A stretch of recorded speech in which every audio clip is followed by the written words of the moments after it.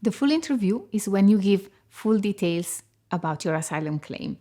You have to explain about your sexual orientation or gender identity, and you have to explain to the Home Office why you are scared to go back to your country. This is your chance to present your case to the Home Office, and it is very important that you are well prepared because the interview can be very stressful and it may also be quite long. It usually lasts about 3 to 4 hours. Once you are in the room, time will fly, but it's important that you prepare in advance and you know exactly how to explain your story. And you will be in a room with an interviewing officer and possibly an interpreter if you have requested one. You will have to prepare in advance of the interview to make sure that you know your story and you know how to say it. Obviously, this is your story, it's your experience, so you will know it very well. But one thing is to know it and one thing is to know how to explain it to somebody. So it's very important to prepare in advance of the interview with your lawyer if you have one.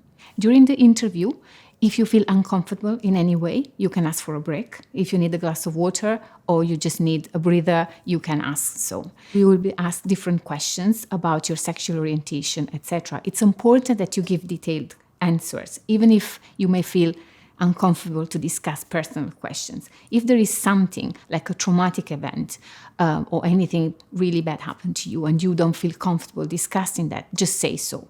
It's important that you do not guess dates or events. If you don't remember, just say you don't remember. If you're stressed, just say you're stressed. The Home Office shouldn't ask you any sexually explicit question, but it's up to you to volunteer information about whether, for example, you had a sexual encounter or romantic experience. But the Home Office shouldn't probe and ask further questions about that because that's not about being LGBTQI. If you have an interpreter during the interview, you have to make sure that you and the interpreter understand each other.